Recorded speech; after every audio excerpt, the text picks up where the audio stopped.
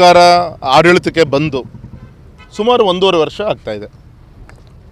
2/3 ಮೆಜಾರಿಟಿನೂ ಕೂಡ ಬೆಂಬಲವನ್ನು ನಮ್ಮ ರಾಜ್ಯದ ಜನ ಕಾಂಗ್ರೆಸ್ ಸರ್ಕಾರಕ್ಕೆ ಆಶೀರ್ವಾದನೂ ಕೂಡ ಮಾಡಿದ್ದಾರೆ. 136-137 ಜನ ಶಾಸಕರಿದ್ದಾರೆ. ಒಳ್ಳೆ ಕೆಲಸ ಮಾಡಲಿಕ್ಕೆ ಬೇಕಾದಷ್ಟು ಅವಕಾಶಗಳಿದೆ. ಆದರೆ ದಸರಾ ಹಬ್ಬಕ್ಕೊಂದು, ಗಣಪತಿ ಹಬ್ಬಕ್ಕೊಂದು, ದೀಪಾವಳಿ ಹಬ್ಬಕ್ಕೊಂದು ಅಂತ ಹೇಳಿ ಒಂದೊಂದು ಹಬ್ಬಕ್ಕೂ ಕೂಡ ದೊಡ್ಡ ದೊಡ್ಡ ಒಂದು ಭ್ರಷ್ಟಾಚಾರದ ಒಂದು ಪಟ್ಟಿನೇ ನಮ್ಮ ರಾಜ್ಯದಲ್ಲಿ ಇವತ್ತು ಬರ್ತಾ ಇರೋದು ನಾವೆಲ್ಲರೂ ಕೂಡ ಗಮನಿಸ್ತಾ ಇದ್ದೀವಿ. ಜನ ಬೇಸತ್ತು ಹೋಗಿದ್ದಾರೆ.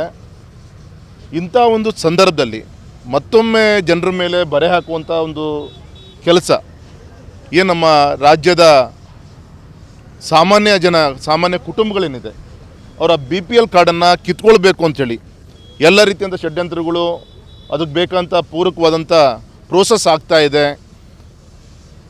ಈ ಒಂದು ಗಡಿಬಿಡಿಯಲ್ಲಿ ನಿಜವೂ ಅನುಕೂಲ, ಯಾರಿಗೆ ಅನನುಕೂಲ ಇದ್ದಂಥ ಜನರಿಗೂ ಕೂಡ ಏನು BPL ಕಾರ್ಡ್ ಸಿಕ್ಕಿದೆ ಅವ್ರದ್ದು ಕೂಡ ಕಿತ್ಕೊಳ್ಳೋಂಥ ಕೆಲಸ ಇಡೀ ರಾಜ್ಯದಲ್ಲಿ ಆಗ್ತಾ ಇದೆ. ಹಾಗಾಗಿ ಇಷ್ಟು ಮಾತ್ರ ಹೇಳಲಿಕ್ಕೆ ಇಚ್ಛೆ ಪಡ್ತೇನೆ, ಇವ್ರು ಕೊಟ್ಟಂಥ ಗ್ಯಾರಂಟಿಯನ್ನು ಪೂರ್ಣಗೊಳಿಸೋಕ್ಕೆ ಇವ್ರ ಕೈಯಲ್ಲಿ ಆಗ್ತಾ ಇಲ್ಲ. ಸರ್ಕಾರಿ ನೌಕರರಿಗೆ ಸಂಬಳ ಕೊಡಲಿಕ್ಕೆ ಆಗ್ತಾ ಇಲ್ಲ.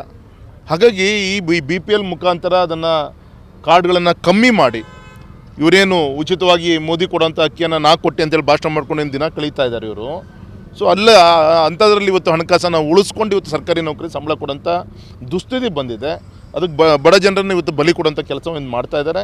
ಹಾಗಾಗಿ ಆದಷ್ಟು ಬೇಗ ಈ ರೀತಿ ಬಡವರಿಗೆ ತೊಂದರೆ ಕೊಡೋಂಥದ್ದು ನಿಲ್ಲಿಸಲಿಲ್ಲ ಅಂದರೆ ಬೀದಿಗೆ ಇಳಿದು ದೊಡ್ಡ ಒಂದು ಹೋರಾಟವನ್ನು ನಾವೆಲ್ಲರೂ ಕೂಡ ಮಾಡಬೇಕಂತೇಳಿ ನನ್ನ ಎಚ್ಚರಿಕೆಯನ್ನು ನಾನು ತಮ್ಮ ಮುಖಾಂತರ ಕೊಡ್ತಾ ಇದ್ದೀನಿ. ಸಾಕಷ್ಟು ಕಾಂಗ್ರೆಸ್ ಶಾಸಕರನ್ನು ಖರೀದಿ ಮಾಡೋಕ್ಕೆ 50 ಕೋಟಿ 100 ಕೋಟಿ ಅಂತ ಆಫರ್ ಕೊಡ್ತಾ ಇದ್ದಾರೆ. ಮತ್ತು ಆಪರೇಷನ್ ಕಮಲ ಮಾಡ್ತಾ ಇದ್ದಾರೆ BJP ಅವರು. ಸರ್, ಪ್ರಜಾಪ್ರಭುತ್ವ ಅಂಬೇಡ್ಕರ್ ಅವರು ಕೊಟ್ಟಂಥ ಸಿದ್ಧಾಂತ ಬಗ್ಗೆ ವಿಶ್ವಾಸ ಇರುವಂಥ ಭಾರತೀಯ ಜನತಾ ಪಕ್ಷ ಸ್ವಂತ ಶಕ್ತಿ ಮೇಲೆ ಸುಮಾರು 17-18 ರಾಜ್ಯದಲ್ಲಿ ಇವತ್ತು ಮೋದಿಜಿಯವರ ಒಂದು ನೇತೃತ್ವದಲ್ಲಿ ನಾವು ಆಶೀರ್ವಾದದಿಂದ ಇವತ್ತು ಸರ್ಕಾರವನ್ನು ರಚನೆ ಮಾಡಿದ್ದೀವಿ. ಕೇಂದ್ರ ಸರ್ಕಾರ 3ನೇ ಬಾರಿಗೆ ಇವತ್ತು ಆಡಳಿತವನ್ನು ನಡೆಸಿದೆ. ನಮಗಿದು ಯಾವುದೂ ಕೂಡ ಅವಶ್ಯಕತೆ ಇಲ್ಲ. ಹಿಂಬಾಗ್ಲಿಂದ ಬಂದು ರಾಜಕಾರಣ ಮಾಡುವಂಥ ಅವಶ್ಯಕತೆ BJPಗಿಲ್ಲ.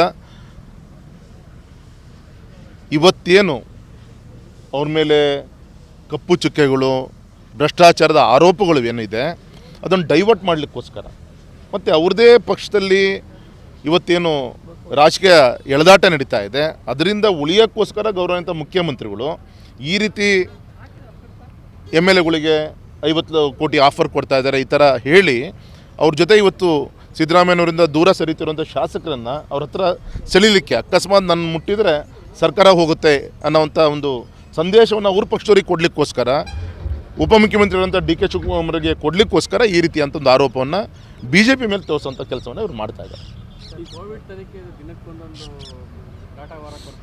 ಸೊ ಎಲ್ಲದೂ ಕೂಡ ಈ ವಿಚಾರ ಇದರಲ್ಲೇ ಬರುತ್ತೆ. ಇವತ್ತು ಬಡವರಿಗೆ ಸೈಟ್ ಇಲ್ಲ ಅಂಥೇಳಿ ಇವತ್ತು ಅರ್ಜಿ ಹಾಕ್ಕೊಂಡು ಲಕ್ಷಗಟ್ಟಲೆ ಜನ ಇಡೀ ರಾಜ್ಯದಲ್ಲಿ ಇವತ್ತು ಕ್ಯೂ ನಿಂತಂಥ ಸಂದರ್ಭದಲ್ಲಿ ಇವತ್ತು ಅವ್ರ ಕುಟುಂಬಕ್ಕೆ ಸಿಗುತ್ತೆ. ಇವತ್ತು ಸುಮಾರು ಸಾವಿರಾರು ಸೈಟ್ಗಳ ದೊಡ್ಡ ಹಗರಣ ಇವತ್ತು ಮೂಡದಲ್ಲಿ ನಡೆದಿದೆ ಅಂಥೇಳಿ ಚರ್ಚೆಗಳು ದಿನ ಹೊಸ ಪಿಕ್ಚರ್ ರಿಲೀಸ್ ಆದಂಗೆ ಆಗ್ತಾಯಿದೆ. ಇವತ್ತು ಈ ರೀತಿಯ ಹಗರಣಗಳಿಂದ ಮರೆಮಾಚ್ಕೊಳ್ಲಿಕ್ಕೋಸ್ಕರ ಇವತ್ತು ವಕ್ಫ್ ಆಸ್ತಿಯನ್ನು ಕೂಡ ನುಂಗ್ದಂಥ ಈ ಕಾಂಗ್ರೆಸ್ ನಾಯಕರು ಬರುತ್ತೆ. ನಾಳೆ ಪಾರ್ಲಿಮೆಂಟ್, ನಾಳೆ 25ರಿಂದ ಸೆಷನ್ ಶುರುವಾಗುತ್ತೆ. ಜಾಯಿಂಟ್ ಪಾರ್ಲಿಮೆಂಟರಿ ಕಮಿಟಿ ಏನು ವಕ್ಫ್ ಬಗ್ಗೆ ಏನು ಪಾರ್ಲಿಮೆಂಟಲ್ಲಿ ಟೇಬಲ್ ಮಾಡುತ್ತೆ ಅವತ್ತು ಎಲ್ಲದೂ ಕೂಡ ಬರುತ್ತೆ. ನಿಮ್ಗೆ ಗೊತ್ತಿರ್ಬೋದು, ನಮ್ಮ ಸರ್ಕಾರ ಇದ್ದಾಗ ಅನ್ವರ್ ಮಾನ್ಪಡಿ ಅವರೊಂದು ವರದಿನೇ ಕೊಟ್ಟಿದ್ದರು. ಇವತ್ತು ವಕ್ಫ್ ಹೆಸರಲ್ಲಿ ಅಲ್ಪಸಂಖ್ಯಾತರದ್ದು ದುಡ್ಡನ್ನು ಲೂಟಿ ಮಾಡಿಕೊಂಡು ಈ ಪಕ್ಷ ನಡೀತಾ ಇದೆ, ಅದ್ರ ಬಗ್ಗೆ ಸಮಗ್ರವಾದ ತನಿಖೆ ಆಗಬೇಕು ಅಂತ 5 ವರ್ಷ ಕೆಳಗೆ ಅವ್ರು ಹೇಳಿದರು. ಮೊನ್ನೆ ಜಾಯಿಂಟ್ ಪಾರ್ಲಿಮೆಂಟ್ ಸೆಷನ್ ಮುಂದೆ ಕೂಡ ಹೋಗಿ ಒಳ್ಳೆ ಪ್ರೆಸೆಂಟೇಷನ್ ಕೊಟ್ಟಿದ್ದಾರೆ. ಅದಾದಮೇಲೆ ಚೇರ್ ತೊಗೊಂಡು ಹೊಡೆದಾಡ್ಕೊಂಡಿದ್ದು ಕೂಡ ತಮಗೆ ಗೊತ್ತಂಥ ವಿಚಾರ. ಹಾಗಾಗಿ ಇದೆಲ್ಲದೂ ಕೂಡ ಮರೆಮಚ್ಚಕ್ಕೋಸ್ಕರ ಇವತ್ತು ಅಂಥ ಒಳ್ಳೆ ಆಡಳಿತ ಕೊಟ್ಟಂಥ ಸನ್ಮಾನಿಸಿದ ಯಡಿಯೂರಪ್ಪನವರು ಕೋವಿಡ್ ಸಂಕಷ್ಟ ಸಂದರ್ಭದಲ್ಲಿ ಒಂದೊಂದು ಜೀವವನ್ನು ಕೂಡ ಉಳಿಸಬೇಕು ಅಂತ ಅವತ್ತು BJP ನೇತೃತ್ವದ ಸರ್ಕಾರ ಆಡಳಿತ ಏನು ಕೊಡ್ತು. ಆ ಆಡಳಿತ ಅವಧಿಯಲ್ಲಿ ವಿಶೇಷವಾಗಿ ನಿಮ್ಗೆ ಗೊತ್ತಿರ್ಬೋದು, ಒಂದು ಆರೋಗ್ಯ ಕ್ಷೇತ್ರದಲ್ಲಿ ಹೆಲ್ತ್ ಸೆಕ್ಟರ್ನಲ್ಲಿ ಎಮರ್ಜೆನ್ಸಿ ಅಂತ ಇರುತ್ತೆ. 4G ಕೊಟ್ಕೊಂಡು ನಾವು ಯಾವುದೇ ಅವತ್ತು ದೇವ್ರು ಕೊಟ್ಟಂಥ ಆಕ್ಸಿಜನ್ ಆಮ್ಲಜನಕ ಗಾಳಿಲಿ ಇದ್ದರೂ ಕೂಡ ಇವತ್ತು ಆರ್ಟಿಫಿಷಿಯಲ್ ಆಗಿ ಆಮ್ಲಜನಕವನ್ನು ಕೊಂಡ್ಕೊಂಡು ಹಡಗಲ್ಲಿ, ಟ್ರೈನಲ್ಲಿ, ಟ್ಯಾಂಕರಲ್ಲಿ ತಂದು ವೆಂಟಿಲೇಟರ್ ಮುಖಾಂತರ ಅವತ್ತು ಜೀವನ ಉಳಿಸೋಂಥ ದೊಡ್ಡ ಸವಾಲಿದ್ದಂಥ ಸಂದರ್ಭದಲ್ಲಿ ಎಲ್ಲೋ ಒಂದು ಕಡೆ PP ಕಿಟ್ಟು ಇದು ಯಾವುದೂ ಇಲ್ಲ ಅಂದರೆ ಅಲ್ಲಿ ಹೆಲ್ತ್ ಸೆಕ್ಟರ್ನಲ್ಲಿ ನರ್ಸಸ್ ಆಗಿರ್ಬೋದು ಕೆಲಸ ಮಾಡಲಿಕ್ಕೆ ಅವ್ರು ತಯಾರಿರಲ್ಲ. ಅಂಥ ಟೈಮಲ್ಲಿ ಎಷ್ಟು ಬೇಕು ದಿನಕ್ಕೊಂದೊಂದು PP ಕಿಟ್ ಬೇಕಾಗಿರುತ್ತೆ, ಪ್ರೊಕ್ಯೂರ್ ಮಾಡಿಕೊಡ್ಬೇಕಾಗತ್ತೆ. ಅಂಥ ಇದರಲ್ಲೂ ಕೂಡ ಇವರು ಸುಳ್ಳನ್ನು ಹುಡ್ಕೋಂಥ ಕೆಲಸವನ್ನು ಇವತ್ತೇನು ಮಾಡ್ತಾ ಇದ್ದಾರೆ. ಇದೆಲ್ಲದೂ ಕೂಡ ವರದಿ ನಿನ್ನೆ ಲೋಕಾಯುಕ್ತ ವರದಿ ಹೇಳಿದೆ 40% ಸುಳ್ಳು ಆರೋಪ, ನಥಿಂಗ್. ಬಿ ಜೆ ಪಿ ಇದೊಂದು ಕ್ಲಿಯರ್ ಕಟ್ಟಾಗಿ ಹೇಳುವಂಥ ಕೆಲಸ ಮಾಡಿದ್ದಾರೆ. ಹಾಗಾಗಿ ಇದೆಲ್ಲದೂ ಕೂಡ ಅವರ ಒಂದು ಹಿಟ್ ಆ್ಯಂಡ್ ರನ್ನಿಗೋಸ್ಕರ ಮಾಡ್ತಿರೋಂಥ ಒಂದು ಪ್ರಯತ್ನ ಅಂತ ನಾನು ಹೇಳಲಿಕ್ಕೆ ಇಷ್ಟಪಡ್ತೇನೆ. ನಾಟ್ ಓನ್ಲಿ ಯಡಿಯೂರಪ್ಪನವರು, ಒಬ್ಬ ಯುವ ನಾಯಕ BJP ರಾಜ್ಯಾಧ್ಯಕ್ಷ ವಿಜೇಂದ್ರ ಬೆಳೀತಾ ಇದ್ದಾರೆ, ಅದಕ್ಕೂ ಕೂಡ ಮುಗ್ದಾರ ಹಾಕಬೇಕು ಅಂತೇಳಿ ಇದು ಇಂಡೈರೆಕ್ಟ್ಲಾಗಿ ಧಮಕಿ ಕೊಡಲಿಕ್ಕೋಸ್ಕರ ಈ ರೀತಿಯಂಥ ಕಾನೂನಿನ ಒಂದು ಚೌಕಟ್ಟಿನಲ್ಲಿ ಇರುವಂಥ ಸಂಸ್ಥೆಗಳನ್ನು ದುರುಪಯೋಗಪಡಿಸ್ಕೊಂಡು ನಮ್ಮ ಮೇಲೆ ಆರೋಪ ಮಾಡೋಂಥ ಪ್ರಯತ್ನವನ್ನು ಮಾಡ್ತಾ ಇದ್ದಾರೆ.